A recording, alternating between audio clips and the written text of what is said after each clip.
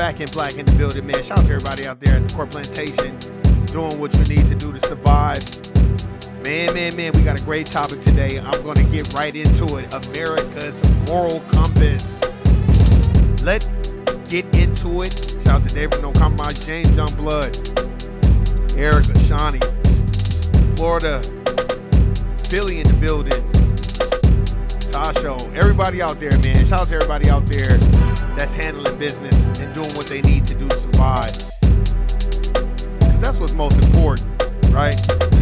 Oh yeah, I'm back, and we black in this motherfucker. Let's get into it.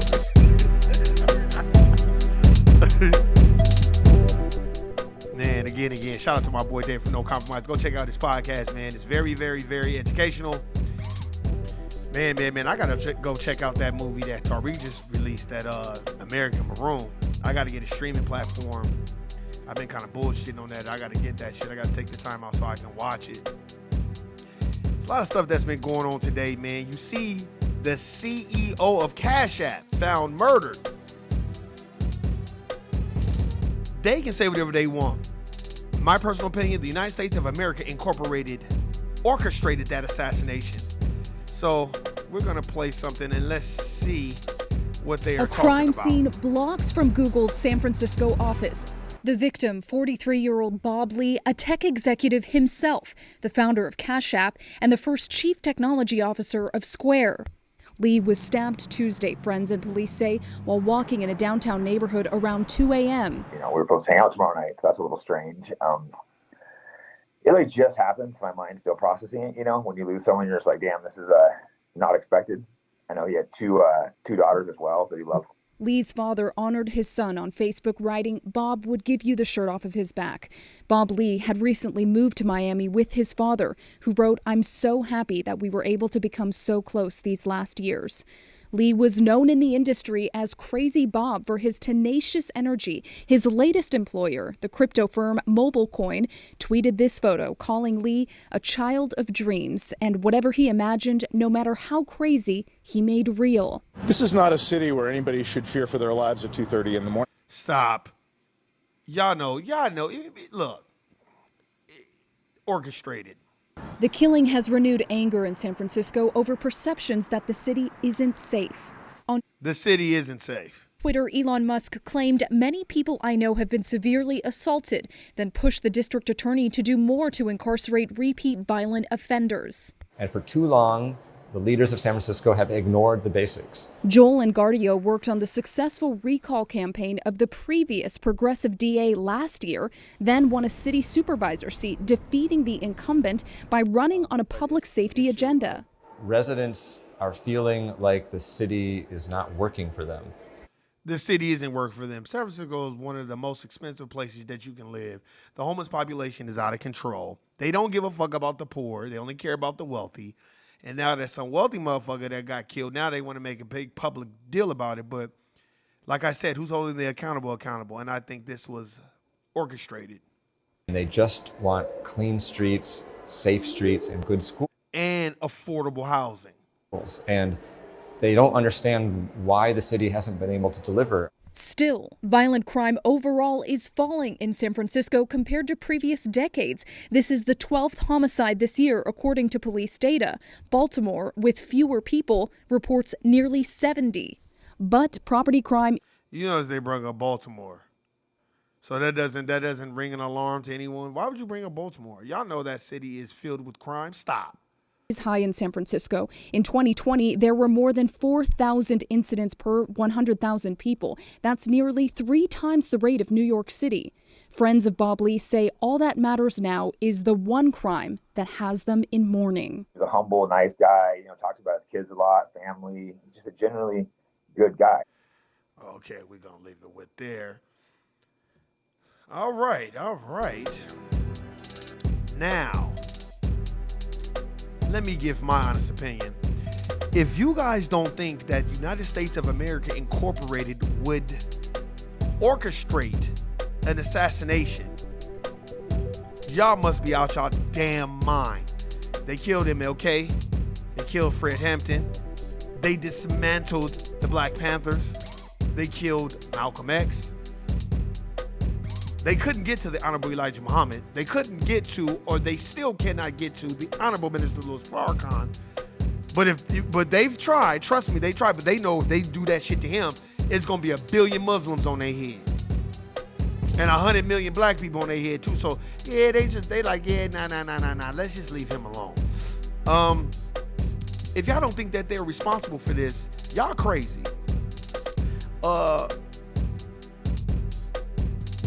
This happens all the time. This is called big business.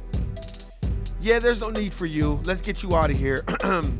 And it has been said by our brother Riza Islam that the United States of America Incorporated is coming up with their own Cash App. So you don't think that this was orchestrated? First of all, there are certain people that stay in a position of power because it's needed by the United States of America Incorporated, and there are certain people that they don't want around. And you have to understand that. And you're like, well, why are you talking about that? You know why I'm talking about that? Because y'all just think that Donald Trump is going to go to prison forever and ever and ever and ever and ever and ever because our justice system really works. Stop. Y'all remember when Obama was in office and Eric Holder was in office? How did that justice system hold up for black folk? How did it hold up with Eric Gardner? How did it hold up with Alton Sterling, Philando Castile, Mike Brown, Trayvon Martin, Oscar Grant, George Floyd? How has this system held up for black folk? This system protects its own. You have to understand how the matrix works. You're dealing with agents for the system. What happens when an agent gets shot? They get out of that body and they transform into a whole nother body. And that's how it is with the United States of America Incorporated. Somebody that big, everybody uses Cash App. You mean to tell me you ain't got no security, you ain't got nobody around, you don't know what the fuck going on, you ain't got nobody watching, and you walking up and down the streets of San Francisco and somebody just come and just stab you randomly? Come on, stop. Just like with Bitcoin.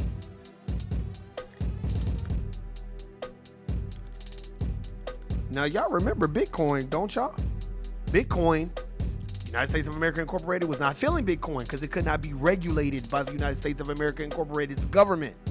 You keep saying, well, why do you keep saying the United States of America Incorporated? Because the United States of America is a corporation, a Delaware corporation. It's big business. Y'all need to understand what it is. And what the United States of America Incorporated did was, hey, we're gonna create our own Bitcoin, our own type of system. Yeah, because they didn't want to be bothered. And look at what happened to Bitcoin. The United States of America Incorporated have tried their best to get that Bitcoin shit about the paint. Which means if they're doing it to their own, who the fuck are you, black folk? That's why you better start banding together and reading these Dr. Clyde Anderson books. Racism is a team sport. This is what I'm saying. If these motherfuckers will be like, all right, man, we gotta get this nigga out the paint. You know what I mean? If they're able to do that, then who the fuck are you? That's what I want to know. Who are you? When I was reading The Price for a Pound of Flesh, and what I remember reading that book, it was brothers in those pictures standing next to those corpses and those dead bodies. It was brothers robbing those graves because the United States of America Incorporated and the elite, wealthy white folk or dominant society was paying black people to rob the graves. And black people were like, I gotta feed my family. You better read Harriet Washington's Medical Apartheid. You better go read it so you can understand exactly what this United States of America Incorporated is capable of. See, people be like, oh, not the government.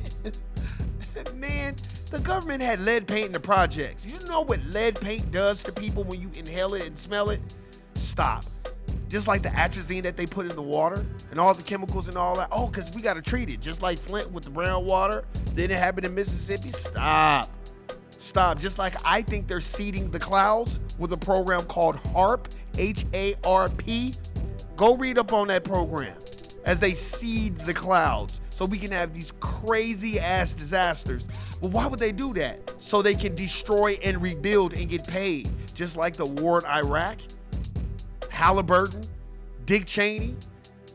Oh, well, let's tear up Iraq and we can go and destroy it and rebuild it and pay ourselves for it. Man, y'all acting like these people are not capable of diabolical things. That's what I'm saying. America's moral compass. They don't have a moral compass.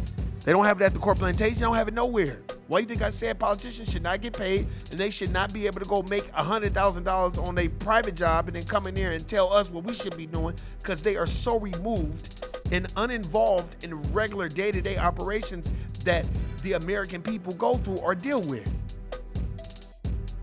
That's why it should be capped. You can't make over $50,000. That's it. That's your budget. You can't take no lobbying. You can't take no money. You can't take nothing. And you can't have no big house. And you can't do all this shit. Then we'll see how many motherfuckers want to be politicians.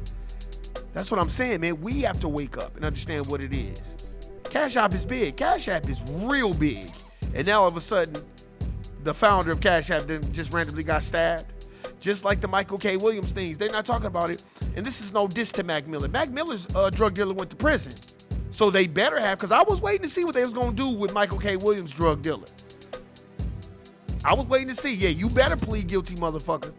Because Mac Miller's drug dealer got, what did he get? 20 years, 30 years life, something like that.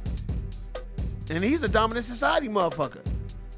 So if he gonna get it, then you better go after Michael K. Williams' dope dealer too. So that goes for all you dope dealers out there, just motherfuckers just selling people bullshit. They gonna get you too. Y'all gotta understand what the fuck is going on. I know I do. Now they talking about, now that, I was reading this thing where they talking about Justice Clarence Thomas accepted several luxury trips paid for by the GOP mega donor. ProPublica report finds. Yeah, they gonna go after. That's what you get, nigga. Let's read a little bit of Justice Clarence Thomas and his wife, conservative activist Jeannie Thomas, have gone on several luxury trips involving travel subsidized by and stays at properties owned by a GOP mega donor, according to a new bombshell ProPublica report Thursday. The hospitality was not disclosed on Thomas' public financial filings with the Supreme Court. ProPublica said the report of the connection between Thomas and conservative businessman Harlan Crow is already adding to calls that Congress investigates potential ethical lapses. Key Senate Democrats were previously mulling using this year's funding legislation of the Supreme Court to pressure the justice to adopt some sort of ethics code. Senate Judiciary Committee Chairman Dick Durbin, an Illinois Democrat, said in a statement, the ProPublica report was a call to action that the Senate Judiciary Committee will act. The new Publica report describes Thomas accepting several hospitality from Crow that included lavish trips to Indonesia, New Zealand, California, Texas, Georgia. Some of these trips reportedly included travel on Crow's super yacht or stays at properties owned by Crow on his company. ProPublica also identified that what appears to be several trips taken by Thomas on Crow's private jet that went undisclosed on his public ethics filing. The one Thomas's trip on Crow's jet was disclosed in 1997. Did y'all hear me? 1997. In a statement of ProPublica, Crow said that he'd been friends with Thomas and his wife Jeannie for more than 30 years, and that the hospitality he has extended the justice over the years was no different from the hospitality we have extended to our many other dear friends. Justice Thomas and Jeannie never asked for any of this hospitality, Crow said in the statement. He said that we never asked about a pending or lower court case, and Justice Thomas has never discussed one. Bullshit. Stop lying. The Supreme Court and Crow did not immediately respond to CNN's request for comment, and ProPublica says Thomas did not respond to a list of detailed questions. Thomas, nominated by former President George H.W. Bush in 1991, is the senior most justice on the court and intellectual leader of the current 6-3 conservative majority. The justice has also been the subject of scrutiny for the political activists of his wife, the political activities of his wife, including for texts she exchanged with key players in former President Donald Trump's attempt to overturn the 2020 presidential election. So let me tell you what this is about. I just want to read just enough. You know what this is about? Politics. They are trying to do whatever they can. This is all going to lead back to Donald Trump because they know he's going to win. I'm not voting for him. I never said I was voting for him. They know he's going to win. Look, man, this is big business. The United States of America Incorporated is the biggest, vile, backbiting, corrupt, undermining, sowing discord country in the world to me. Because it was built off the backs of black labor. They deny it.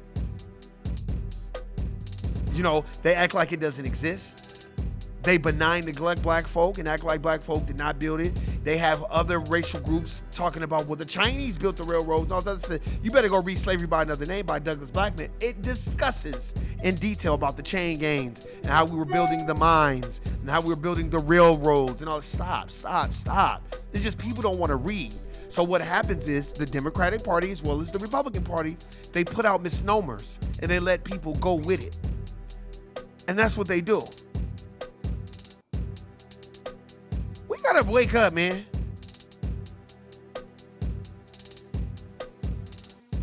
We have to pay attention. We have to know exactly where we're headed. But before we know where we're headed, we gotta, to me, stick together, be on code, and understand what it is. That guy from Cash App, he didn't just walk up and just get murdered. That was orchestrated. Just like Joe Biden in the 94 crime bill. See, y'all feel like the United States of America Incorporated, they won't kill off their own. They won't do shit to their own. Yeah, they will. If it's for the greater good of the United States of America Incorporated, they will do it every single fucking time. And don't you fucking forget it. And don't think because, oh, well, you know, I'm a Republican, ain't nothing gonna happen to me. Shit, they don't give a fuck about you. The system of racism and white supremacy has not been replaced with a system of justice, which meaning the person that gets the most constructive help, that needs the most constructive help, gets the most constructive help. Until that happens, you better keep your head on the swivel. Hey, you already know what my name is. I'm your boy Warren G, in the place to be. Been Clown Suckers Free since 2003. Ain't nobody finessing me. Y'all know what it is. Guilty nigga. I am out. Peace.